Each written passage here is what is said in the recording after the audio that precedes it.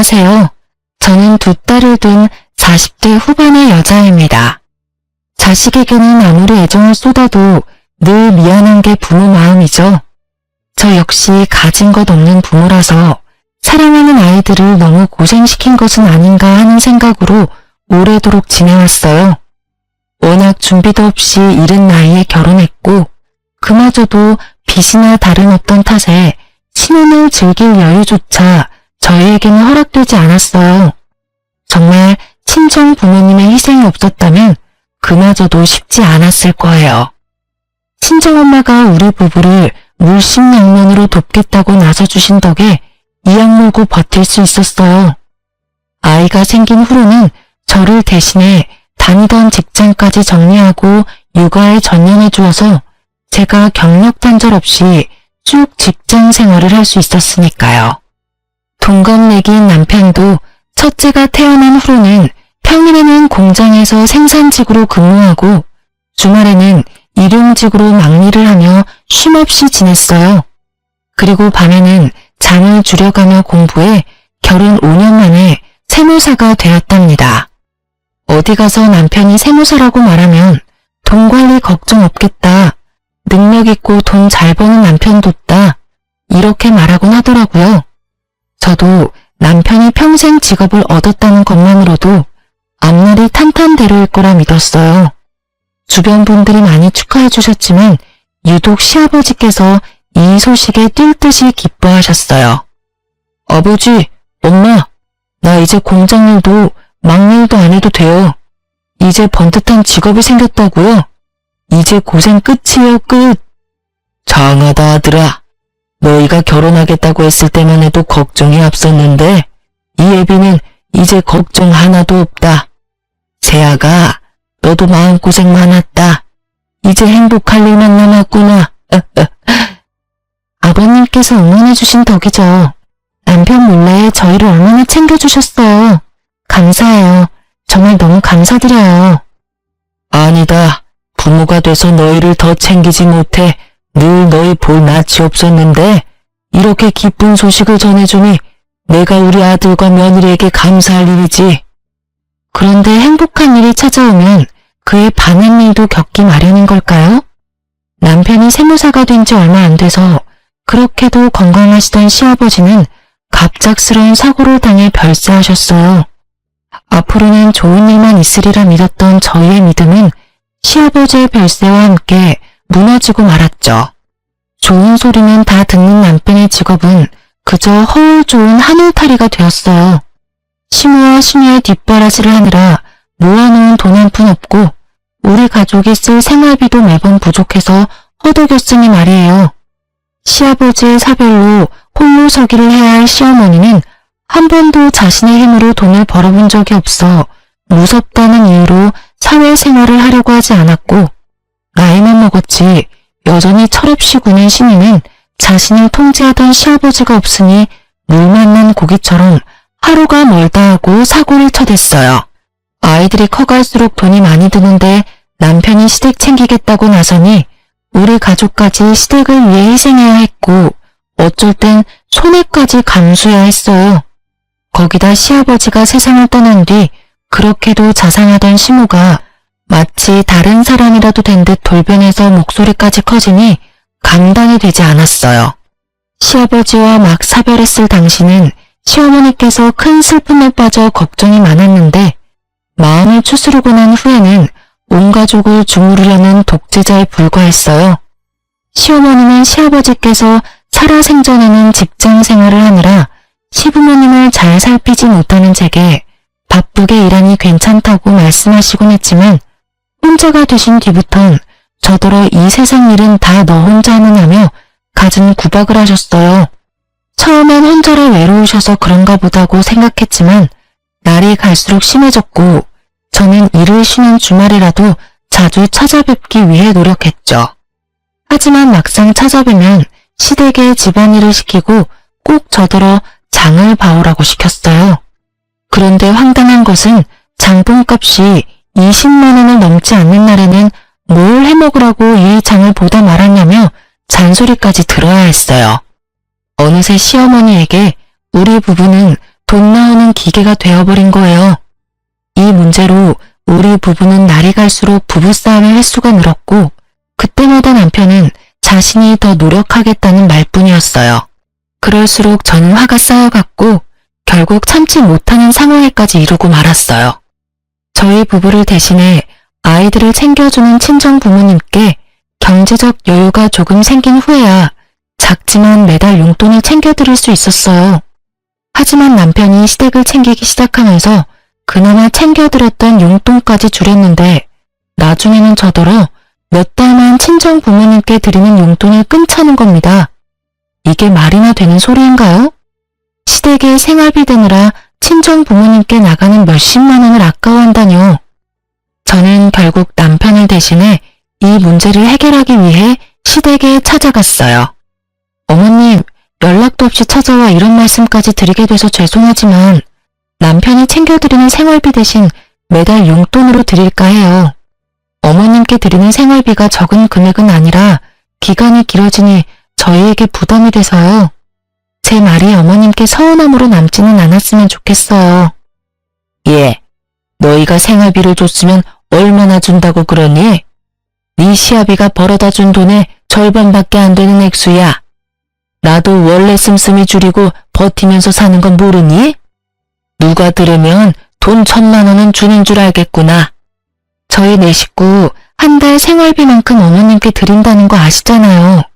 맞벌이로 지내는데 외벌이와 다를 게 없을 정도라고요. 아가씨가 사업한다고 벌려놓은 것도 남편이 메꾸느라 진이 빠진다는 건 모르세요? 자식이면 나이 든 부모 돌봐주는 건 당연한 이치 아니니? 내가 네 시아비 보내고 얼마나 힘들었는지 몰라? 너 지금 너희 사리사욕 채울 돈이 나한테 오니 아깝다 이거니? 응? 얘 웃기는 애네. 너 고작 남들 비위 맞추는 상담일이나 하면서 바쁜 척은 다 하더니 그것도 네 시부모 챙기기 싫어서 쇼했던 거지? 그럴 리가요. 저희가 사리사욕 채울 게 뭐 있겠어요. 어머님 말씀처럼 부모를 모시는 건 자식의 도리죠. 하지만 그것도 경제적 여유에 맞게 하는 것 아닌가요? 몇 달 전부터는 남편이 저희 생활비는 제때 주지도 못하고 있어요. 어머님과 아가씨 챙기기 위해 제 자식들에게 부족함을 느끼게 할 수는 없는 거잖아요.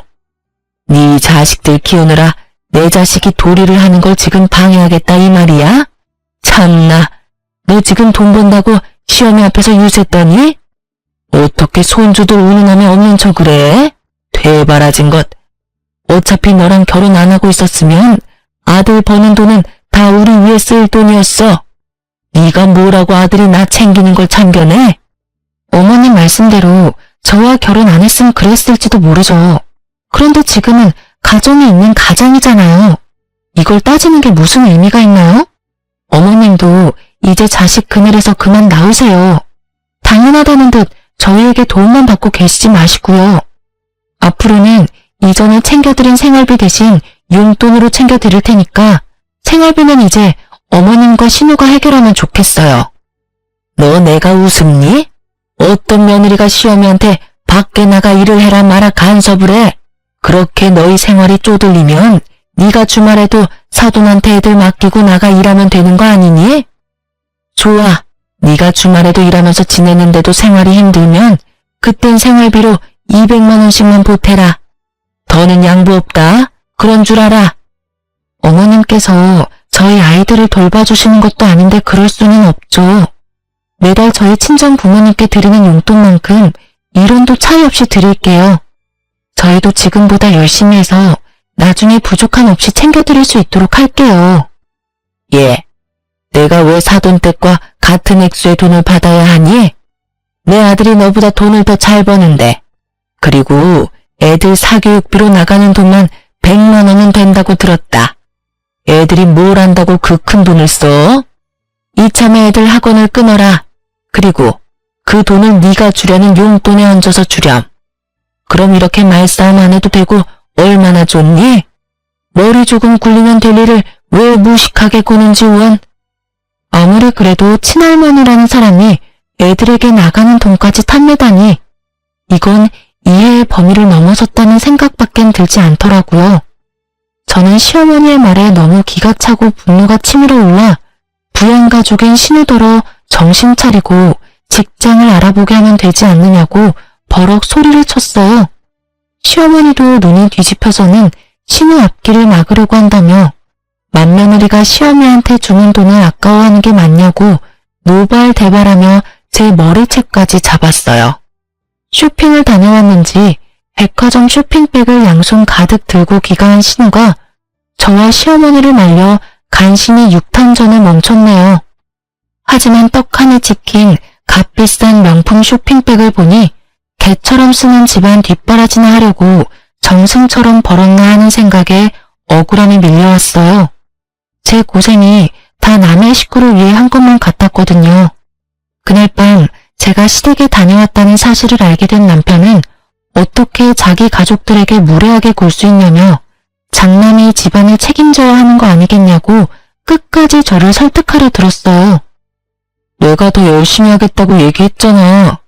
부부 사이에 그런 믿음도 없이 냅다 우리 집에 찾아가서 그렇게 말하면 누가 좋겠어? 내가 장모님께 드리는 용돈을 평생 끈차는 것도 아니고 몇 달인데 그게 우리 엄마를 찾아가서 따질 정도로 큰일도 아니잖아. 뭐? 큰일이 아니야? 당신은 당신 낳아준 부모만 중요해? 막말로 지금 상황에선 당신네 집안이 짐처럼 느껴지기밖에 더하냐고. 어머님께서 우리 애들을 하루라도 봐준 적이 있어?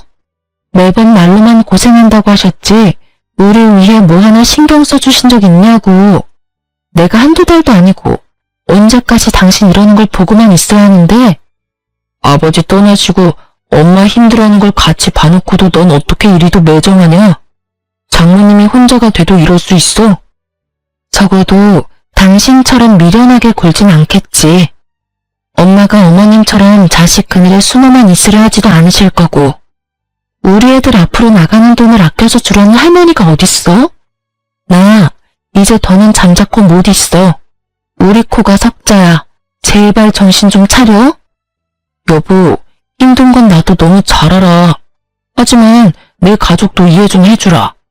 당신이 가장이자 장남이라고 생각해봐. 나라고 편하겠어? 매일이 전쟁이야.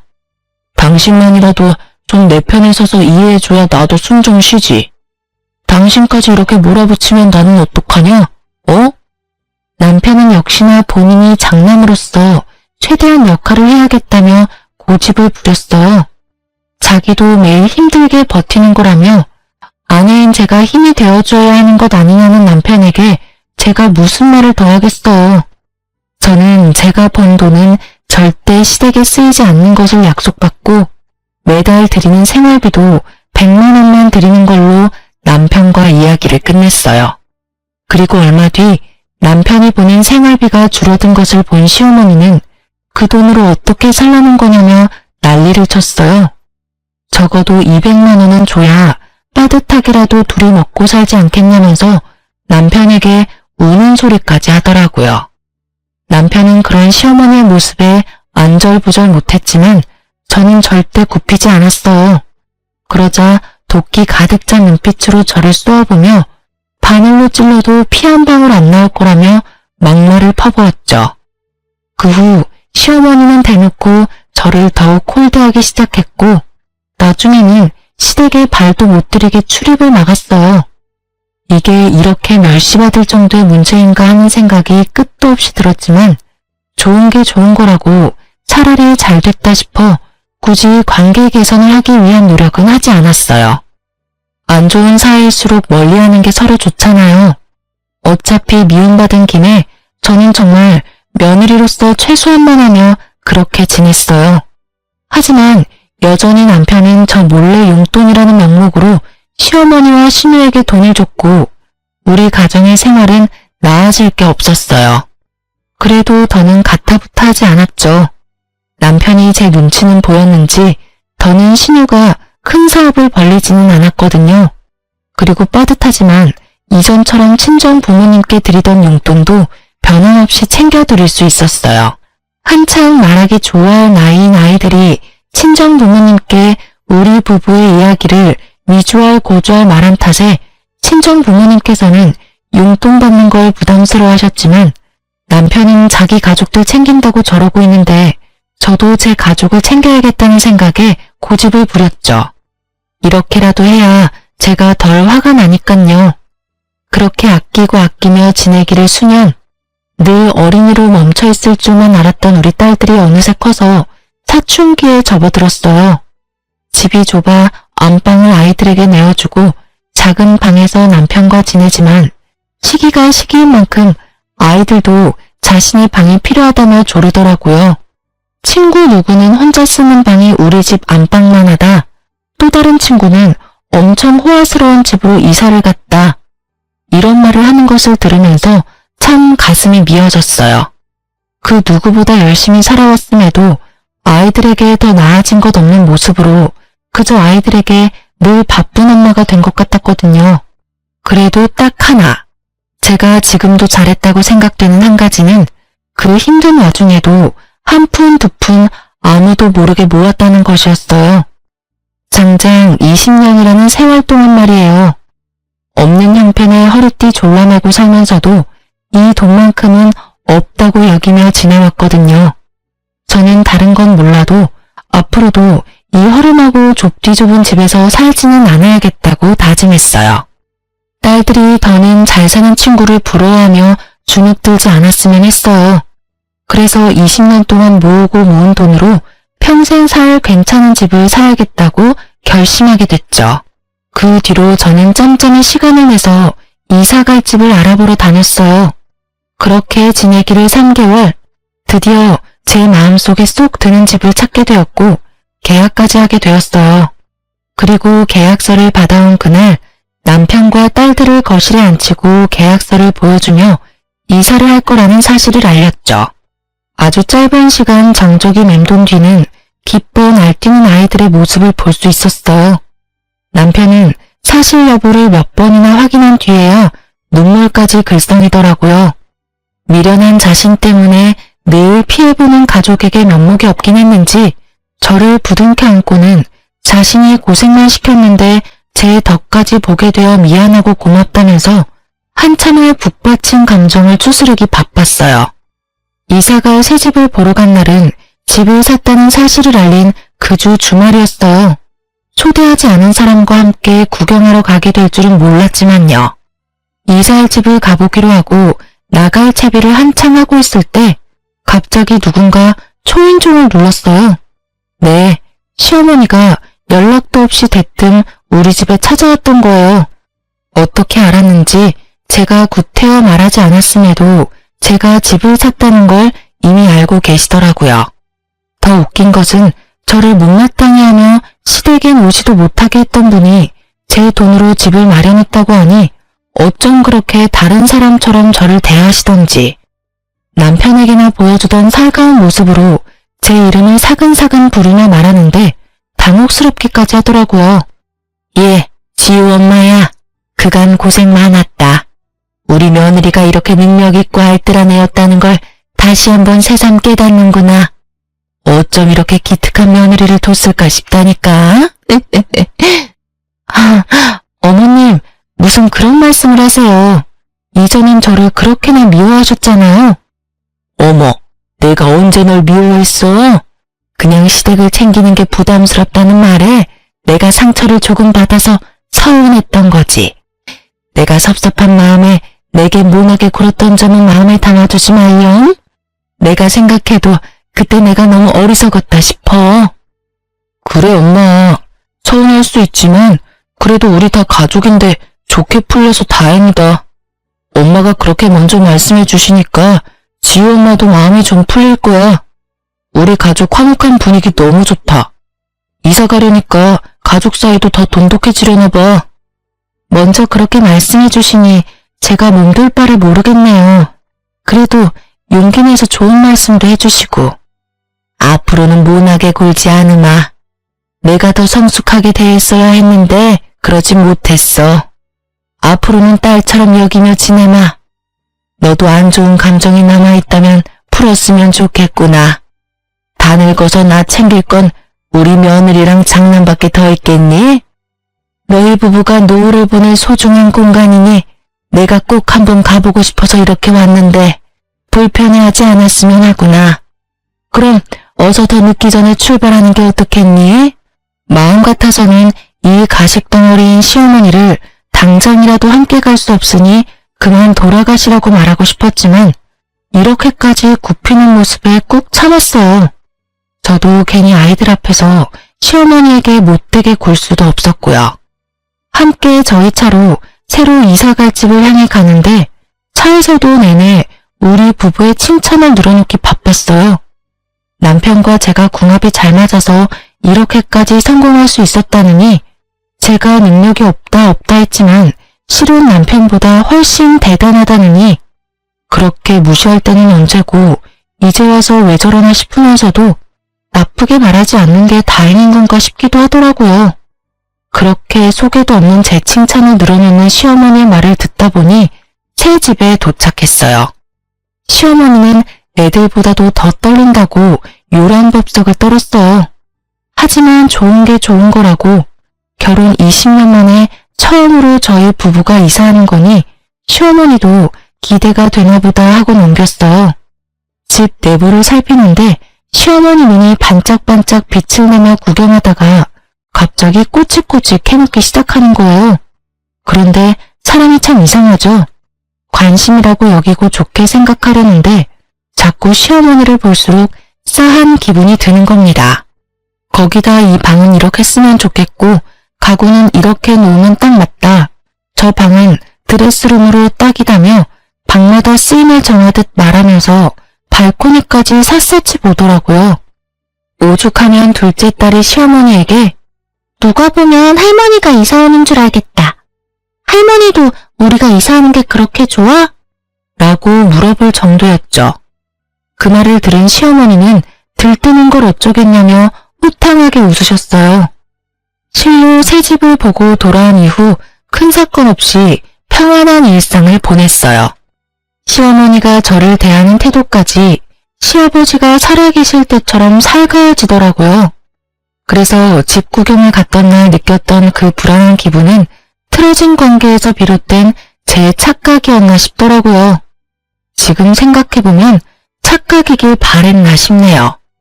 남편과 시어머니가 더 이상 제 가정에 피해를 주지 않으니 점점 제 마음도 풀려갔죠. 온 가족이 이삿날만을 고대하며 그렇게 행복한 마음으로 지냈어요. 뒤에서 시어머니가 어떤 작당 모의를 하는 줄도 모른 채 이제야 모든 게 잘 풀리는 것 같다고 바보 같은 생각까지 하면서요. 그러나 어김없이 우리 가족의 이사 당일 문제가 터지고 말았습니다. 한 집에서 20년을 사니 어찌나 짐이 많던지 이삿짐 센터에 사다리차까지 부른 대이사였어요. 그래서 이른 아침부터 준비해 일찍이 짐을 옮겨 차에 싣고 새 집으로 향했죠. 도착해서는 저와 남편이 본격적인 이사를 위해 현관문을 열어두려고 불이 나게 새 집으로 올라갔어요. 그러곤 들뜬 마음으로 현관 도어락을 누르는데 무슨 일인지 자꾸 틀렸다는 소리만 날 뿐 문이 열리지 않는 거예요. 남편과 저는 당황스러움을 감추지 못했어요. 저번 집 구경을 왔을 때 우리 가족만 알 수 있도록 비밀번호를 바꾸고 여러 차례 확인까지 했기 때문에 부동산에 물어볼 수 없는 노릇이었거든요. 남편과 제가 번갈아 해보았지만 굳게 닫힌 문은 열리지 않았고 5번 정도 틀리니 처음 듣는 소리가 한참을 울리다 멈췄어요. 그런데 그 소리가 멈추고 5분쯤 흘렀을까요? 절대 열리지 않던 현관이 안에 있는 누군가에 의해 맥없이 열렸고 곧 집에서 나온 사람을 보고 저는 기함했어요. 마치 자기 집인 듯 누가 이렇게 시끄럽게 하냐며 성이 잔뜩 난 목소리를 하며 나온 사람은 바로 신우이였죠. 그렇게 뻔뻔하게 우리 집에서 나와서는 한다는 말이 가관이었어요. 누가 아침부터 이렇게 시끄럽게 굴어? 뭐야, 오빠랑 새언니네? 이른 아침부터 무슨 일이에요? 남의 집 도어락은 왜 그렇게 눌러대서 사람 잠을 다 깨워요? 아가씨가 왜 내 집에서 나와요? 이게 다 어떻게 된 일이에요? 도대체 어떻게? 누가 보면 진짜 언니네 집인 줄 알겠네. 상황 파악이 안 되나 본데 지금 내 집에 쳐들어오려는 모양새인 거 모르겠어요? 그게 무슨 소리야? 분명 엄마도 우리가 이사올 새 집이라고 같이 구경까지 왔었는데 너 지금 이게 뭐하는 짓이야? 아, 어떻게 이렇게 앙큼한 짓까지 하실 수 있지? 어쩐지 사람이 갑자기 변하면 죽을 때가 된 거라던데 왜 그렇게도 미워하고 나에게 갑자기 태세 전환을 했나 했더니 이런 꿍꿍이었어. 아가씨, 당장 내 집에서 나가요. 나가라고요. 당신 그게 무슨 소리야? 꿍꿍이라니. 당신은 지금 상황 파악이 안 돼? 어머님이 우리랑 같이 구경하겠다며 왔던 날 다 이러려고 따라왔던 거잖아. 나한테 이빠른 소리까지 해대면서 띄워주고 안심시켰던 게 다 신우한테 우리 집 뺏어서 주려고 했던 거라고. 진짜 지긋지긋하다. 아가씨, 뭘 구경하고 서 있어요? 당장 짐 챙겨서 돌아가라니까요? 내가 왜 그래야 하는데? 여기 내 집이야. 내 집이라고. 세연이나 다시 그 허름하고 좁아터진 집으로 돌아가요. 내 집에 한 발짝이라도 들어오면 주거 침입으로 신고할 줄 알아? 감히 앞으로 내가 살 내 집에 쳐들어오라고? 어림도 없지. 신우는 자기 집이라며 우기면서 되려 그 집에 들어가려는 저를 주거 침입자 취급까지 해댔어요. 저는 그제야 이사집을 구경하러 온 날 시어머니가 따라와서 그렇게도 설레고 기뻐했던 이유를 알게 되었어요. 제가 말해주고 나서야 눈치를 챈 남편은 땅 꺼질 듯이 한숨만 푹푹 내쉴 뿐이었어요. 저는 참을 수 없는 분노에 휩싸여 무작정 시어머니에게 전화를 걸어 지금 이곳으로 오라고 노발대발했고 그런 저에게 어떤 며느리가 시어머니를 오라가라 하냐며 제게 막말을 퍼부어댔어요. 하지만 저는 아랑곳하지 않고 시모에게 신우가 길바닥에 나앉는 꼴을 보고 싶은 게 아니라면 당장 오라고 30분 안에 오지 않으면 그땐 경찰 부르겠다고 따졌어요. 시어머니는 그래도 자기 딸이 쫓겨날까 걱정은 됐는지 정말 딱 30분 만에 오더라고요. 저는 시어머니를 보자마자 어떻게 된 일인지 직접 자초지종을 설명을 하고 언성을 높였어요. 염치 없는 사람으로 치자면 따라올 자가 없을 정도인 시어머니는 이 상황에서도 당황스러운 기색조차 없이 되려 저를 향해 소리를 지르기 바빴어요. 이 멍청한 거사, 딱 보면 모르니? 불쌍한 내 딸, 결혼 전에 좋은 집에서 좀 살아보라고 한 게 뭐가 그리 불만이라고 날 여기까지 불러내? 어머님, 아무리 그래도 제 남편도 어머님 아들이고요. 저와 아이들도 어머님의 가족이에요. 그런데 도대체 왜 저희에게 이렇게까지 하시는 건데요? 제가 20년을 꼬박 모아서 태어나 처음으로 산 집이에요. 그런데 이런 식으로까지 회방 놓고 싶으세요? 제발 좀 이제 각자 도생하자고요. 이것이 뭐 잘났다고 큰 소리야? 그래, 내가 너희 좋은 새 집에서 사는 게 배 아파 못 참겠어서 40이 넘어서도 부모 밑에 있는 가여운 내 딸 좋은 집에서 살라고 너희보다 먼저 들어가서 진을 치고 있으라고 시켰다. 그게 왜? 이 집안 가장인 내 아들 덕종 동생이 보면 어떠니? 어머님께서 어머님 아들 앞길까지 맡고 계시는 걸 왜 모르시냐고요. 아니면 정말 남편이 저랑 이혼이라도 하고 우리 애들이 멀쩡한 부모랑 찢어졌으면 싶으신 거예요. 그리고 이 집은 제 명의 제 집이에요. 아가씨가 이렇게 먼저 들어와서 진을 치고 있는 건 무단 침입이라고요. 그래서 지금 네 신우를 신고라도 하겠다 그 말이냐? 응? 이 열빠진 것. 내가 바라는 건 별거 없어. 내 딸이 나랑 분가하면 네가 그렇게 목에 핏대 세워가며 말렸던 생활비를 더 요구할 명분이 생기는 거 아니겠니? 그러게 그냥 좋게 생활비 주지 그랬어. 아니면 지금이라도 더 올려주던가.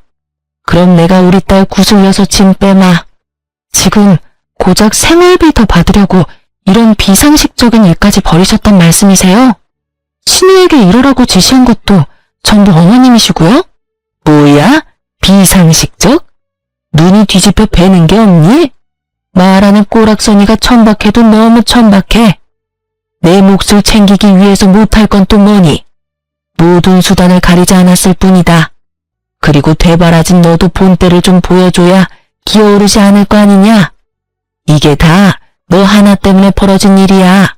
시어머니는 이 모든 일을 생활비를 더 받기 위해 저질렀던 거였어요.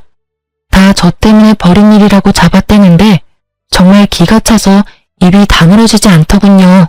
신우가 우리 집으로 들어온 게 전부 시어머니가 이 집에 눌러 앉아 있으면 다 신우 것이 된다고 꼬셨고, 멍청한 신우는 자신에게 집이 생긴다는 말에 살이 분간 못하고 신나서 자기 짐을 풀고 지내고 있었던 거죠.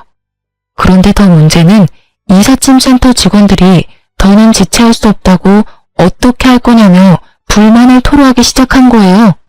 신우는 이때다 싶었는지 깨끗하고 넓은 이 집이 마음에 쏙 든다고 절대 나갈 수 없다며 드러누워 시위까지 벌이는 겁니다. 이런 중대한 일에 애도 아니고 말도 안 되는 때를 쓰는 게 맞는 건가요? 저는 하는 수 없이 이삿짐 센터에 양해를 구하고 다음 날로 이사를 미룬 뒤 직원들을 돌려보냈어요. 그리고 시어머니와 신우에게는 내일 짐 풀기로 했으니 오늘 중에 당장 이 집에 있는 신우의 짐을 전부 빼서 시댁에 다시 가져다 놓으라고 엄포를 놓았죠. 하지만 저를 우습게 하는 시무와 신우는 제 말에 콧방귀 끼며 안 빼면 어쩔 거냐고 비아냥대기까지 했어요. 정말 머리가 지끈거리고 심장이 터질 것처럼 화가 치솟았는데 더욱 저를 미치게 만드는 건 이 상황에서도 여전히 큰 소리 한 번 제대로 못 치고 입을 꾹 다물고 있는 남편의 모습이었어요. 내가 이런 꼴이나 보자고 이런 정신 빠진 시댁을 가족이라고 뒀나. 부당한 대우에도 부모라고 입 한 번 뻥긋하지 못하는 덜 떨어진 남편을 앞으로 뭘 믿고 살아야 하나 하는 생각들이 물밀듯 밀려왔는데 하필 그때 눈치 없이 떠든 신우의 혼잣말이 제 귓속에 꽂혔어요. 난 비위나 맞추며 굽신대는 일하면서 번 돈으로 집 마련한 게 뭐 자랑이라고 나더러 나가라 말아. 자기가 내 오빠 아니면 능력 있는 남자를 만날 수나 있는 줄 아나. 우리 오빠가 세무사가 됐으니까 푼돈이라도 한 푼 두 푼 모아서 이 집 산 거면서 원래 없이 살았으니까 주제에 맞게 그 집에서 쭉 살지 무슨 이사를 하겠다고. 저는 신우의 말에 머리보다 몸이 먼저 움직여 신우의 머리채를 잡고 말았어요. 결국 신우와 시무를 상대로 몸싸움까지 벌이게 되었고 남편과 딸들까지 나서서 간신히 멈췄지만 제 분은 풀리지 않았어요. 저는 더는 말 섞고 싶지도 않고 한 공간에 함께 있고 싶지 않으니 당장 신우 짐을 싹 가지고 이 집에서 썩 꺼지라고 소리쳤어요. 그러고는 짐 빼기 전까지 한 발짝도 움직이지 않겠다고 마음먹었어요. 하지만 신우와 시어머니는 제 말을 들은 척도 하지 않고 괜한 힘만 빼서 허기가 진다며 식사하러 가버렸죠. 제가 어쩌지 못할 거라고 생각했던 거예요. 저는 남편에게 아이들 먼저 친정에 데려다 주라고 시켜놓고 혼자 남은 틈을 타 신우의 짐을 모조리 쓰레기장에 가져다 버리고 업체를 불러 현관까지 다 뜯어 고쳤어요. 뭘 하다 왔는지 해질녘해야 신우와 시어머니가 돌아왔어요. 하지만 바뀐 도어락 덕에 집 안으로 발도 들이지 못한 채 한참을 복도에서 난리만 치다 다음날 다시 올 테니 두고 보라고 소리친 뒤 돌아갔어요. 저는 미리 이삿짐 센터에 다음날 짐 옮기는 것을 일찍 했으면 한다고 부탁했고 다행히 우리 때문에 꼬인 일정이 있었다며 이삿짐 센터에서도 흔쾌히 수락해줘서 다음날 시댁 식구들이 쳐들어오기 전에 이사를 모두 마칠 수 있었어요. 남편 짐은 고스란히 시댁으로 다시 보냈는데 그때 잠에서 깼는지 남편이 제게 연락해 이게 어떻게 된 일이냐고 연락이 오더라고요. 저는 내 집에는 당신을 포함해 당신의 가족들은 한 발짝도 들일 수 없으니 그런 줄 알라고 말한 뒤 전화를 끊어버렸죠. 그제야 남편은 위기감을 느꼈는지 세수도 않은 얼굴로 찾아와서는 제게 잘못했다고 싹싹 빌었어요. 여보, 당신 왜 이래? 문 좀 열어봐. 우리 대화로 풀자, 응? 내가 잘못했어. 내가 당신의 편에 섰어야 하는데 미안해. 앞으로는 절대 이런 일 없도록 내가 잘 처신할게. 제발 얼굴 보고 이야기해. 애들 올 시간 됐으니까 돌아가. 애들한테 이런 추접스러운 모습 보이고 싶은 거 아니면. 그리고 우리 부부는 어제부로 끝이니까 그런 줄 알아. 대화는 내가 아니라 너희 가족이랑 실컷 하면서 살고. 끝이라니 그게 다 무슨 소리야. 지금 이혼이라도 하자는 말이야? 절대 안 돼. 절대. 당신이 많이 화가 나서 욱하는 감정이 이러는 거잖아. 진심 아니라는 거 다 알아. 그럼 내가 내일 다시 올게. 그때까지 마음 다독이고 나서 천천히 대화하자. 내일도 모레도 쭉 당신 낯짝은 이제 꼴도 보기 싫으니까 내 집에 찾아올 생각하지 마. 내 진심을 곡해하지도 마. 나 이제 당신이랑 부부로 살기 싫어. 당신 가족들 때문만 아니라 당신한테 질려. 이혼해. 화가 나서 마음에도 없는 말을 하는 거라며 부정하는 남편이 왜 이리도 멍청하게만 보이던지. 매사에 어물쩍하게 시댁 식구와 우리 가족 사이에서 저울질하던 남편이 꼴도 보기 싫어서 문도 안 열어준 채 인터폰으로 이혼 선언을 해버렸어요. 남편은 이혼하자는 말을 듣고는 울먹거리면서 안 된다고 애원하는데 이미 정이 떨어져 버린 후라 그런지 그 모습조차 소름 끼치더라고요. 저는 그런 남편에게 더는 내 남은 인생에 당신과 시댁은 끼워놓고 싶지 않다고 말했죠. 그런데 남편은 이 말을 듣고 갑자기 돌변해서는 현관을 미친 듯이 두드리며 소리쳤어요. 자식 생각은 안 하고 자기 인생만 생각하는 주제에 뭘 잘났다고 이혼을 입에 올려? 여유 생기니까 나를 짐짝 취급하는 거 아니야? 그래서 내치는 거 아니냐고. 당신만 20년을 고생하면서 살았어? 나도 당신 눈치 보랴 엄마 눈치 보랴 마음 편할 날 없이 아등바등 살아왔잖아. 그런데 이제 와서 뭐라고? 다 이러려고 그렇게 이악 물고 내 동생 내쫓은 거지? 문 열어. 문 열라고. 이제 당신 마음대로 생각해 그럼. 내 집에 무단으로 침입해서 짐까지 풀고 지낸 건 당신 동생이야. 난 내 집을 찾을 권리가 있는 거고. 내가 이런 수모를 겪으면서 언제까지 당신 가족들을 참아줘야 하는데? 남편인 당신도 아무것도 안 하고 방관이나 하고 있는데 내가 뭐하러 당신과 부부관계를 이어가고 남보다도 못한 당신 엄마랑 동생을 가족으로 여기며 살아야 하느냐고. 나도 이제부턴 내 아이들, 내 부모만 챙기면서 살 거야. 네가 혼자 네 부모한테 효도한답시고 우리 힘들게 할 때 나는 차마 내 부모님한테 못했던 효도 나도 이제부터라도 하면서 살 거라고. 그러니까 이혼해. 이혼하자고 제발. 그럼 너도 내가 내 부모 챙길 때 네 부모 챙기지 그랬어. 왜 다 내 탓을 하려고 드는 건데? 네가 못한 건 네 탓이지 내 탓이 아니야. 우리 애들 때문이라도 이혼은 절대 안 돼. 이왕 이렇게 된 거 며칠 애들이랑 시간 보내면서 잠시 생각 정리하고 다시 대화해. 남편은 성인한 성은 다 내놓고 이혼은 안 된다며 인심 쓰듯 생각 정리할 시간을 주겠다고 말하곤 돌아갔어요. 하지만 저는 아랑곳하지 않고 아이들에게 이혼에 관한 설명한 후 동의를 얻고 곧장 이혼소장을 날렸습니다. 그런데 얼마 후 이혼소장을 본 시어머니가 남편보다도 먼저 제 집에 찾아와서는 깽판을 쳤어요. 여태 내 아들 개고생은 다 시켜놓고 뭐? 이혼? 돈 걱정 끝나니까 내 아들을 버리겠다 이거냐? 뭐 이런 게 다 있어? 벌레만도 못한 것이 뻔뻔해도 정도가 있지. 소송 취하해. 양심도 없이 니깎게 이혼은 무슨 이혼이야? 엄마라는 것이 자식한테 죄 짓는 건 줄도 모르고. 어머님, 제가 오늘 이렇게 어머님을 마주한 이유는 그딴 소리나 들으려고 한 게 아니라 그래도 이혼을 앞둔 입장에서 마지막 예의라도 차리기 위함이에요. 이혼은 어머님이 아니라 남편과 하는 거니까 가타부타 하지 마세요. 저희 부부 이혼하겠습니다. 반대를 하시려거든 남편에게나 이야기하세요. 야, 이 되바라진 게 지금 뭐라고 주둥이를 놀리는 거야? 시어머니는 자기 분에 못 이겨 제게 마구잡이로 손을 휘두르며 듣기 거북한 막말을 쏟아냈어요. 저는 이제 정말 끝이라는 마음으로 큰 반항은 하지 않았어요. 그렇게 한참 동안 저를 괴롭히던 시어머니는 저더러 사람도 아니라며 한 번만 더 이혼 얘기를 들먹이면 그땐 진짜 가만두지 않겠다고 경고하고는 돌아가셨어요. 거울에 비친 제 몰골은 암담하더군요. 하지만 괜찮았어요. 저는 시어머니가 제게 한 막말을 전부 녹음한 파일을 챙겨 병원으로 향했고 치료받은 진단서를 떼서 곧장 시어머니를 신고했어요. 그런데 못된 시어머니와 남편은 간사하기까지 했어요.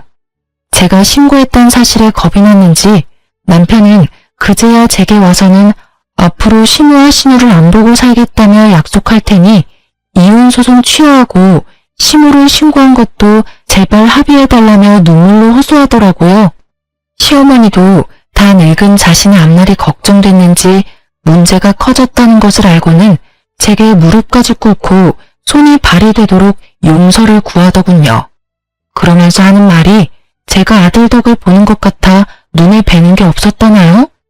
더 이상 저희 부부에게 돈 달라는 말도 하지 않겠다는 뻔뻔한 거짓말까지 하는데 우습기 짝이 없더라니까요. 뭐든 때가 있는 건데 왜 그걸 여태 알지 못했는지. 처량한 두 모자의 신세를 보고 있자니 한심할 뿐. 긴 세월 겪은 멸시와 차별도 모자라 제가 힘들게 산 아파트까지 공짜로 가져가려 했던 몰상식한 인간들을 용서할 마음은 눈꼽만큼도 들지 않았어요. 그래서 남편과의 일도 시모와의 문제도 법정에서 그 시시비비를 가려 깔끔하게 정리했답니다. 한동안 전 남편과 시모가 저를 찾아와 바짓가랑이를 붙들어대는 통에 다른 이유로 골머리가 썩긴 했지만 그래도 통쾌했어요. 그렇게 무시하던 저에게 법이 무서워 애원하는 꼴이라니 말이에요. 거기다 이혼 후 면접 교섭일이면 딸들이 전 남편을 만나고 왔는데 그럴 때면 애들이 한숨을 푹푹 내쉬게 물어보니 자기들을 만나러 나온 전 남편의 모습이 남루하기 짝이 없어서 마음이 답답하다고 하더라고요. 그런데 나중에야 전 남편이 왜 그런 꼴을 하고 나오는지 알게 되었어요. 그게 전부 딸들에게 동정을 사기 위해 쇼를 벌인 것이었죠. 아이들과 있을 때 전 남편이 신우와 통화를 하고 온 적이 있는데 애들 앞에서 좀 불쌍하게 보여야 애들이 엄마한테 다시 합치면 안 되냐며 말할 거고 애들 부탁이면 애 엄마도 들어준다며 김칫국 시원하게 마신 둘이었어요. 그 통화 내용을 들은 딸들은 그 후로 전 남편에 대한 마음이 돌아서서 전 남편을 보고 싶어 하지도 만나지도 않았어요. 연락도 하지 않을 정도로 큰 실망을 하게 된 거죠. 결국 전 남편은 괜한 꾀만 부리다 자식들과도 멀어지게 된 거예요. 지금은 제 노력으로 얻은 이 집에서 딸들과 복닥거리며 행복한 나날을 지내고 있어요. 긴 세월 텔레마케터로 일한 덕에 얼마 전 좋은 곳에서 스카우트제의라는 것도 처음 받아보았네요. 막 이혼했을 당시는 벌이가 넉넉지는 않아 여전히 아끼며 지냈는데 이 기회를 잡아 꽤 높은 직위로 진급까지 한 거 있죠. 이제는 그 누구도 제게 무능하다고 손가락질 못할 만큼 능력 있는 엄마가 되었어요. 아이들에 대한 걱정이 많았지만 제 걱정이 무색할 정도로 우리 아이들은 밝고 씩씩하게 자신들의 삶을 개척해 나가는 중이랍니다. 이전과는 달리 가장의 위치에서 딸들을 믿어주고 또 온전히 응원할 수 있는 이 생활이 참 꿈만 같네요. 앞으로도 아빠의 빈자리가 느껴지지 않도록 저는 제 위치에서 아이들과 저 자신을 위해 열심히 그리고 행복하게 지내고 싶어요. 지금부터 시작되는 인생 2회차는 더없이 보람차고 멋들어지게 살아보려 하니 많은 응원 부탁드립니다. 모두 행복하세요.